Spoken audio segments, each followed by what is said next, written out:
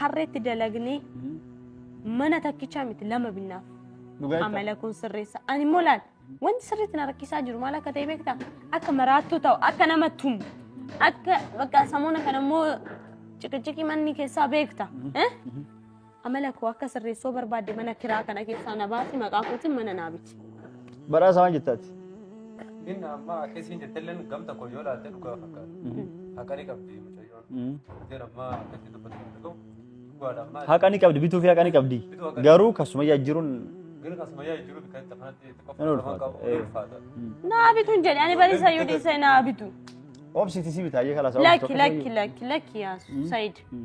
kasuma na jijjiirito akka harreetti dalagne in binnaaf sumayyaa moo dhugaa jettaa dhugaas inja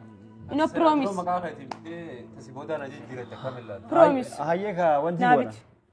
laallee sumayyaa himne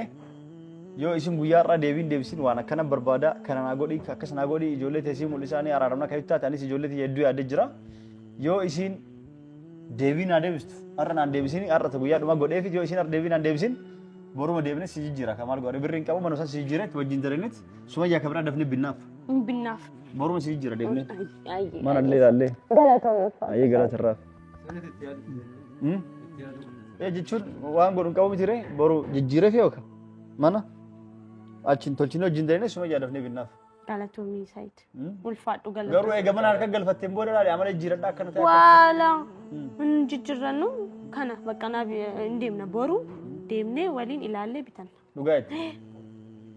ayyee ka hordoftoota daawwattoota keenya akkuma argitan sumayyaa har'a sagalee waa hunda viidiyoolee ni maxxansa yoo isin deebisaa har'aan deebisin tadhumaatii har'a booda sumayyaan kalaas ofii diddee mana isii dhuftee haa fudhachuu barbaada maqaa isiitiin ka bitameef jira jechuudha ka yaadee isii jechuudha kaarta maqaa kiyyaan jira yoo isin didde boru ayyuu ni jijjiira fi an maqaa kiyyaa riilisteetii manni ni jira sumayyaa immoo gaaf duraa yoo isin tolettee kaaraa humtaate yoo san bitaaf jechuudha